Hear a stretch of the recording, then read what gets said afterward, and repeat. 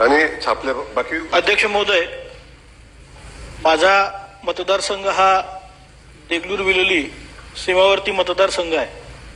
तेलंगणा व कर्नाटक राज्याच्या सीमेवरती हा मतदारसंघ आहे।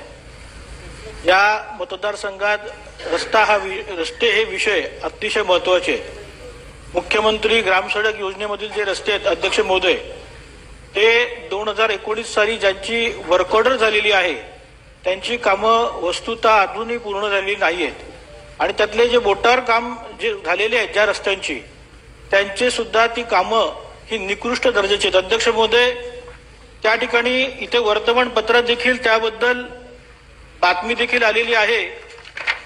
सकाळ या वृत्तपत्रावरती आपण पाहू शकता या ठिकाणी की रस्त्यांची कामं ही पूर्ण झालेली नाहीत आणि त्याची परिस्थिती अतिशय ही वाईट आहे।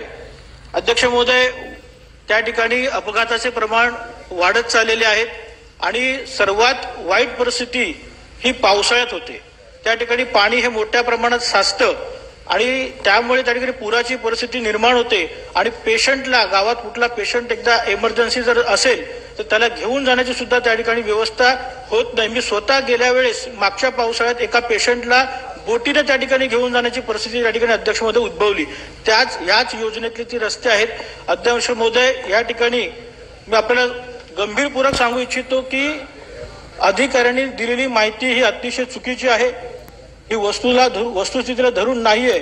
आपण त्या ठिकाणी पाहू शकता की त्या ठिकाणी कुठलीच कामं पूर्ण झाली नाहीत। मी वारंवार या संदर्भात 2 ते 3 वेळेस अनेक वेळेस बैठका घेतलेल्या आहेत। ते केवळ वरवरची आतापर्यंत उत्तर देण्यात आली आहेत। गुत्तेदार हे फक्त नाममात्र आहेत, ते कुठलंच काम करत नाहीत, ते व्हिजिट देखील त्या साईटवर जाऊन करत नाहीत। मी एका कामाच्या ठिकाणी भेट द्यायला गेलो होतो दौरा असताना, त्या ठिकाणी गुत्तेदार नसून त्याच्या हाताखालचे जे 1-2-3 माणसं होते ते उपस्थित राहून ते काहीतरी वरवरची उत्तरं देत होते अध्यक्ष महोदय। त्यामुळे गावकऱ्यांमध्ये फार रोषाचं आणि संतापाचं वातावरण त्या ठिकाणी झालेलं आहे।